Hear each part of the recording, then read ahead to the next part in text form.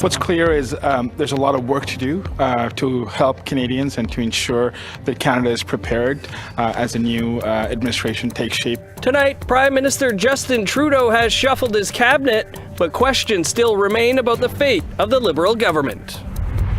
We would like an open apology and written apology that you sent your army to attack our nation.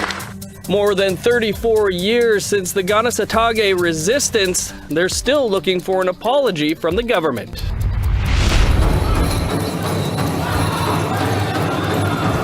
And the annual Two-Spirit powwow was held in Winnipeg today.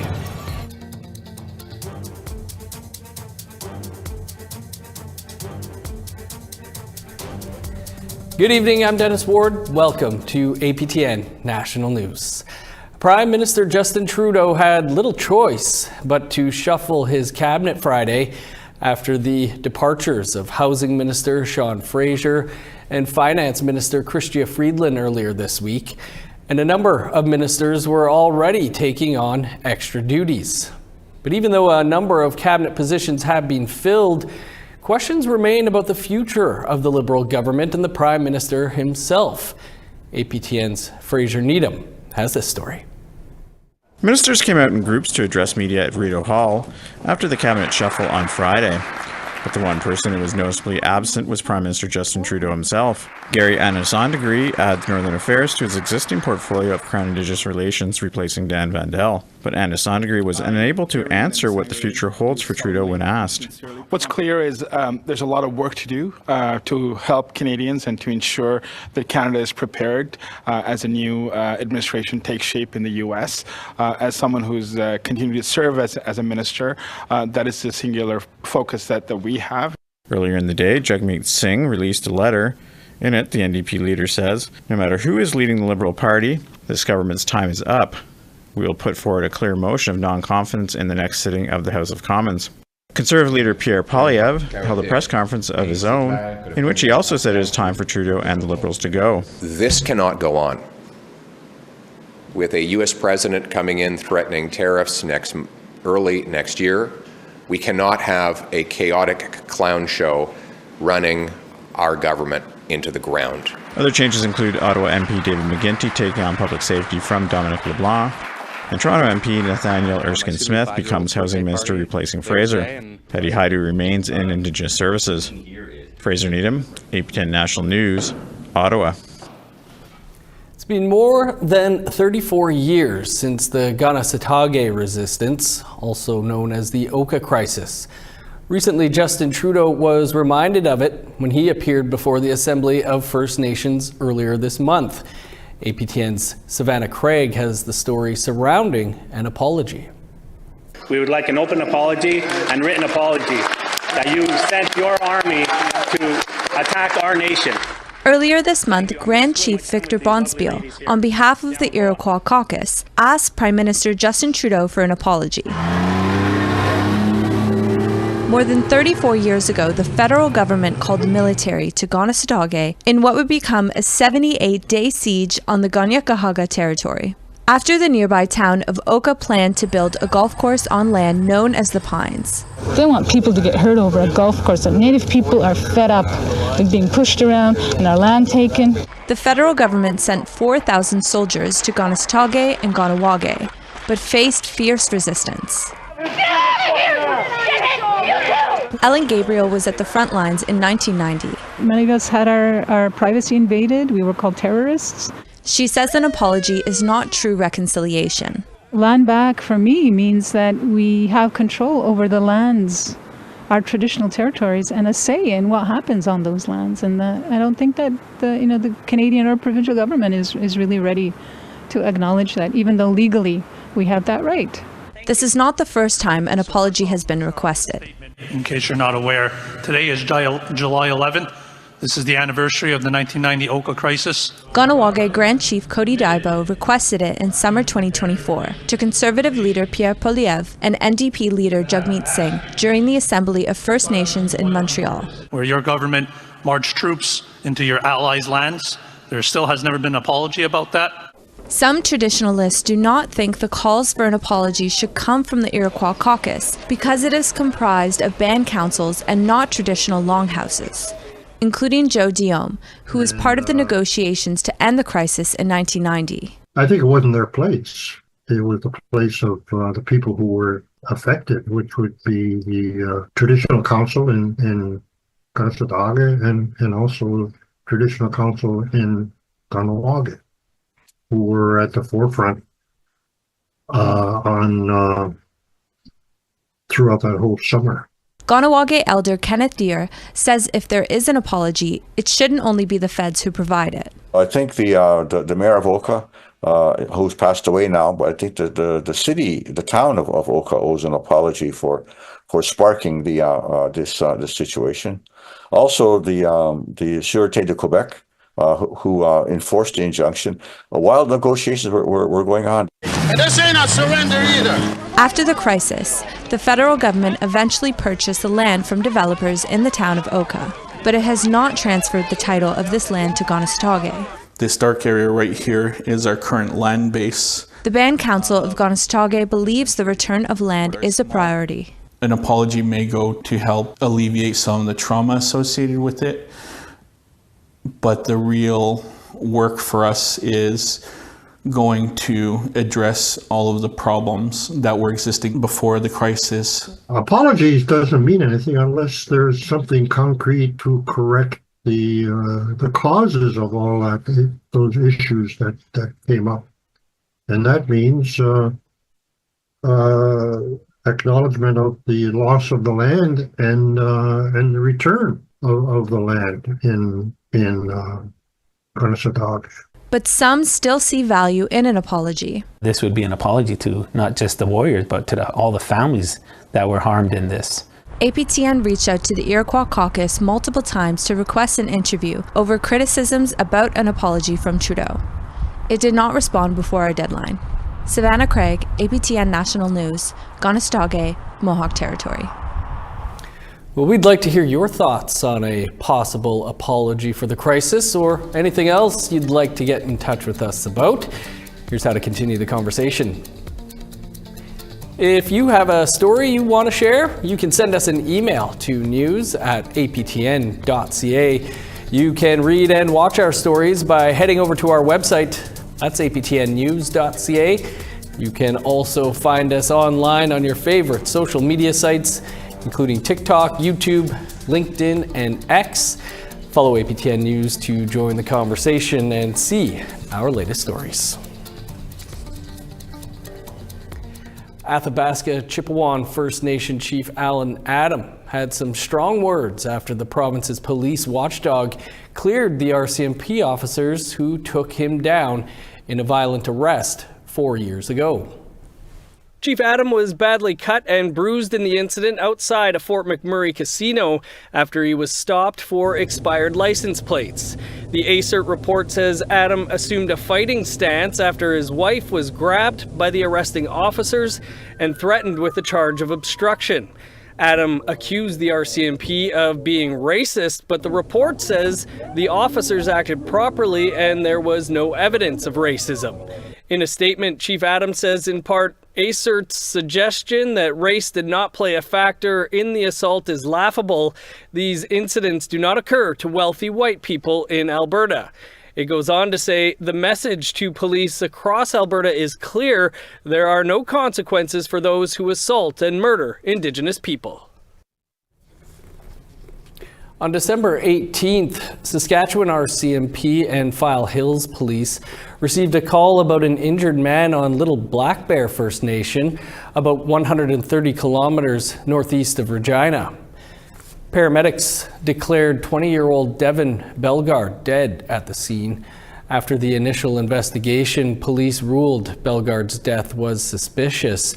20-year-old Danielle Panapikisik was arrested and charged with manslaughter in connection with the death. She's scheduled to appear in court on December 23rd in Fort Qu'Appelle.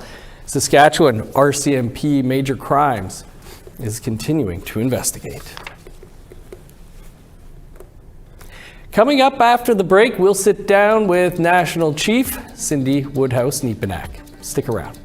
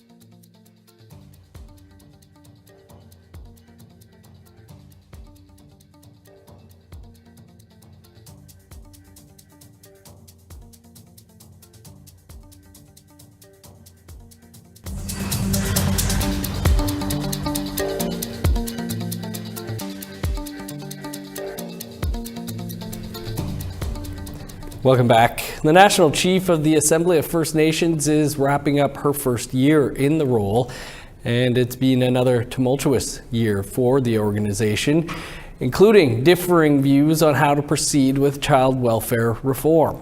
We sat down with the National Chief, Cindy Woodhouse-Nepenak, on Thursday.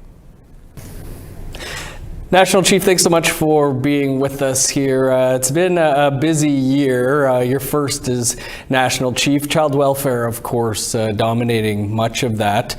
A Chiefs Committee has been struck. Can you tell us where things stand with all of that? Well, certainly. Look, we're having an executive meeting later on this afternoon, and I know that the Chiefs in Assembly had passed a resolution to create a Children's Chiefs Commission, and we certainly look forward to working with the Commission and helping them as much as we can. I mean, as National Chief, I think, my job, of course, was to get a draft, and we had done that at $47.8 billion, and that should be the floor. I don't think First Nations deserve anything less than $47.8 billion, and we lift up this new commission to go and push for more and to get more money and more policies changed, and we support them. Separate from that, of course, is Jordan's Principle. The AMC having a big meeting here yesterday.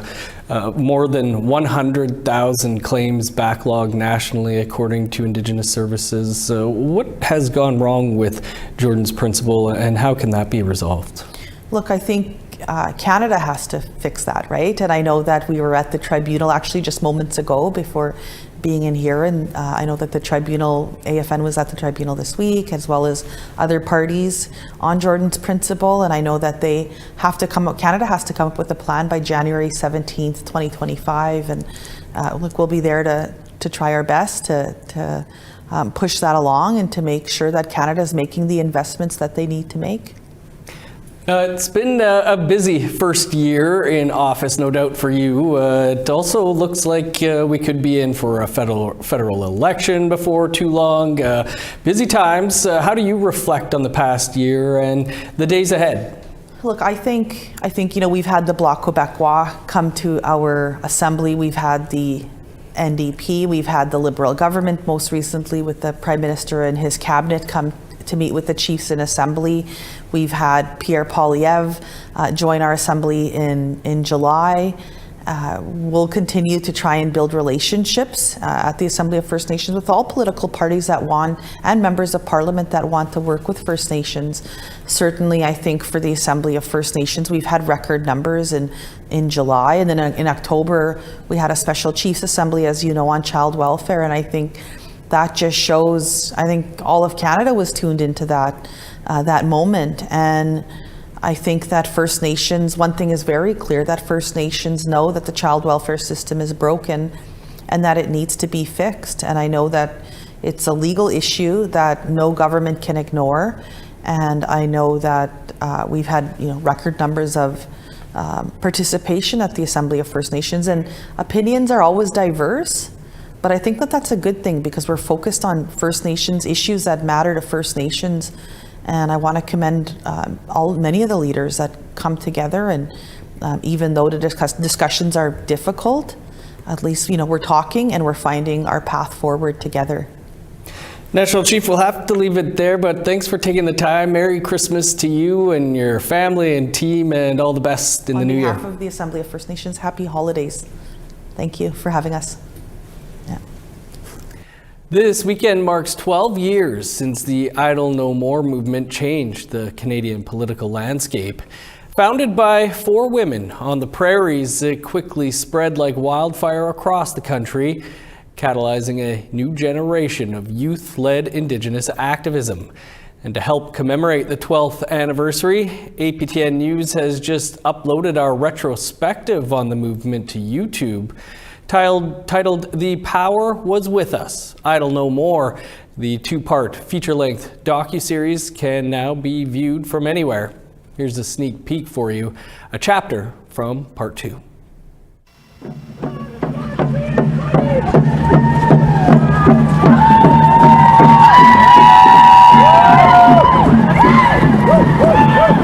Meanwhile, at Winnipeg's busiest intersection, on a New Year's Eve set to plunge to -28. But I remember walking up to there, and there was already people gathering up at that famous windy, cold corner of Portage and Main.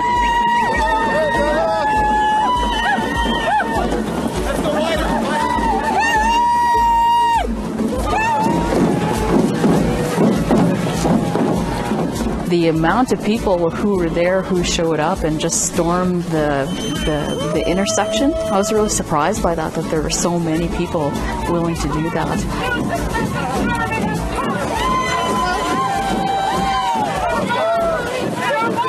It was just a super cold day. I remember it being so cold you could just hardly take off your mitts and not have your fingers freeze.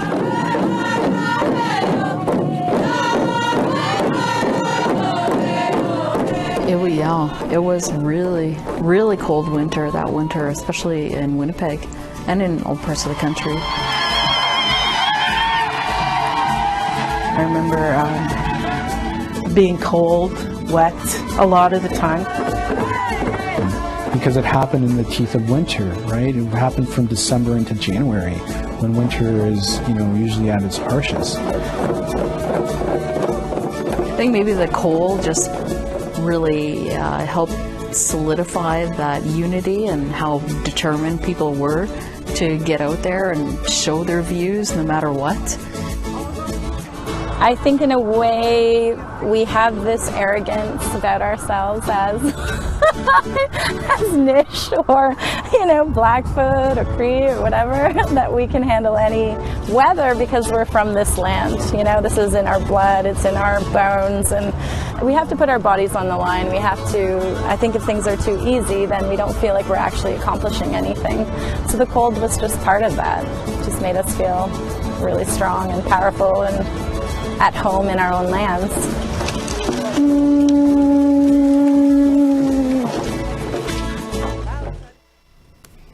Ole, was it ever cold? I remember every action in Thunder Bay was minus 45 when something was going on. That was a clip from part 2 of APTN News Retrospective. The Power Was With Us.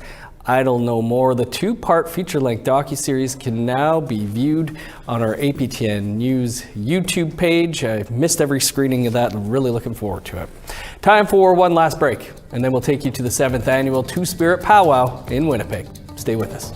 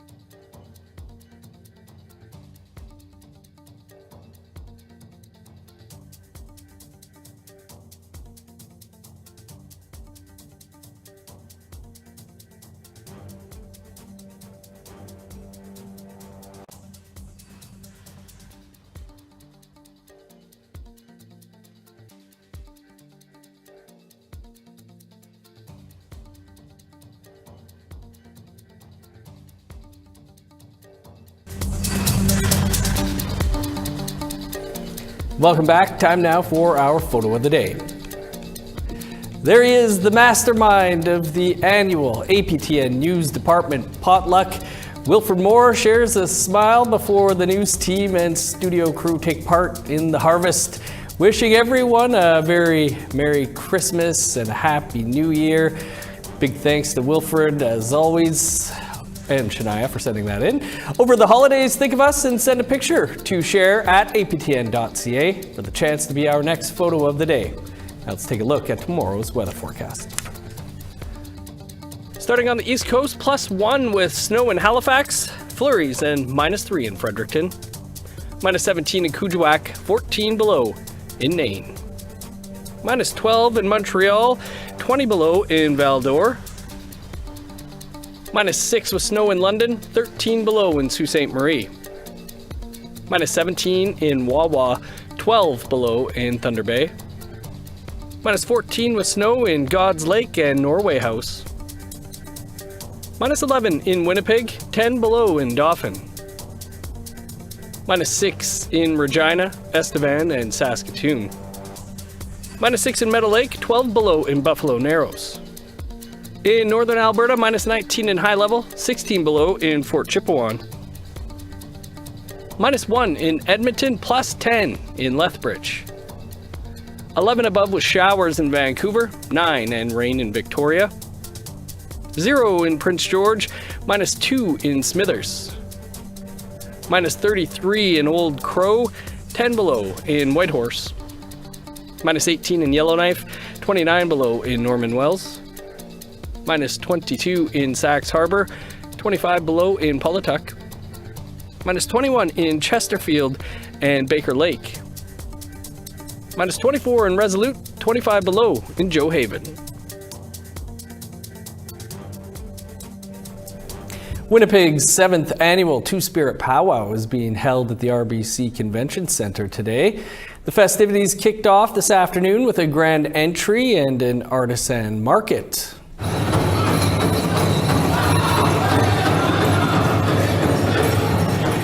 The event is organized by Indigenous and 2S LGBTQ+ community organizations, including Sunshine House, Goniganejik, the Rainbow Resource Center, and Two Spirited People of Manitoba.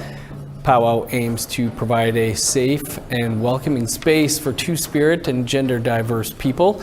It started in 2017 through a crowdfunding campaign and has since become a yearly event with dancers, drum groups, and vendors. Gail Pruden is a Two-Spirit elder and jingle-dressed dancer from the Little Saskatchewan First Nation in Treaty 2. She says the powwow is a place of healing and an opportunity to connect with generations of Two-Spirited people. It's important to have them because there's not that many out there. Even though, like each and every other powwow, Two-Spirit are welcome and we feel safe enough to be able to come in and enjoy the other dancers and all the grandfather drums that are there. Like there's so much medicine at every powwow. And I've been going to a lot of powwows, and because I've been dancing so long, it makes it a safer space for the younger generation to come in and feel safe and belong and be part of. Because this is where we find our healing. And sad news to leave you with tonight as a Métis icon in Alberta passed away on Tuesday. Born in 1937, Muriel Stanley Venn became an important figure advocating for Indigenous women's rights. In 1994, she founded the Institute for the Advancement of Aboriginal Women and the Esqueo Awards, recognizing the exceptional accomplishments of Indigenous women. Some of her accolades included being the chair of the Alberta Human Rights Commission, the Alberta Order of Excellence winner, the winner of the National Aboriginal Achievement Award for Justice and Human Rights, and the first Métis woman to receive the Order of Canada. She is survived by 4 children, 3 grandchildren, and 3 great-grandchildren. And that is all the news we have for you for this Friday. Of course, for news anytime, you can visit our website, aptnnews.ca. And be sure to tune in tomorrow at 6 p.m. Eastern Time for APTN National News Weekend. I'm Dennis Ward, Marcy Miigwech. Thanks for being with us. Stick around. Kim Sullivan is up next with our French language newscast. Have a great night.